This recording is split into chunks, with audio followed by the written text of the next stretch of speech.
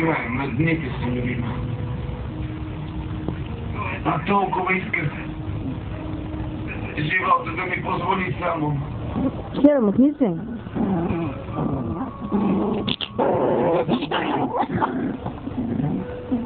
Еричка. Знаеш ли, че се борих единствено заради любовта, с която ме дали. Изпълнява нарежданията на лекари Ех, Боже.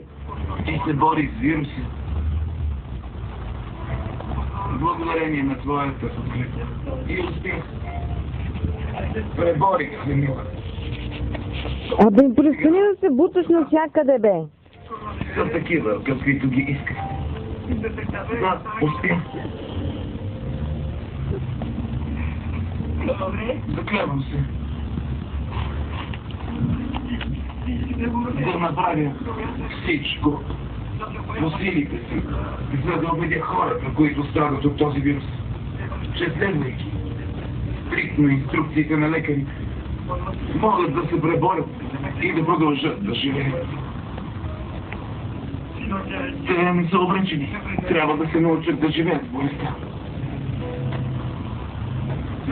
Както аз се научих. А сега трябва да се науча да живея без него.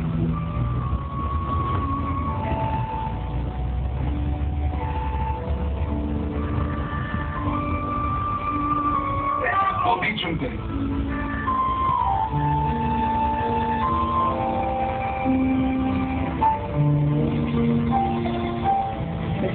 И винаги ще те обичам. Винаги.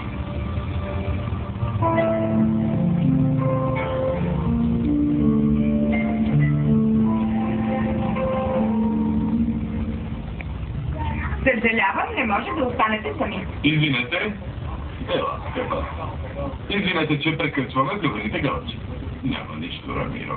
Очевидно няма време да се наслаждаваме един на друг. Да, Така е. дошли сме да ти съобщим една новина. Казвайте. С Рамиро решихме да си имаме бебе. Звучи прекрасно. Сега е най-подходящия момент да станем родители. Ерика ще работим заедно в нощен бар. Тя на касата, а аз... Ще танцува. Трудно е да се работи нощен после. Цял ден трябва да спите. Права си. Ще ви трябва камериерка за късната работа. Не. Ние не печелим достатъчно, за да си позволим прислужбите.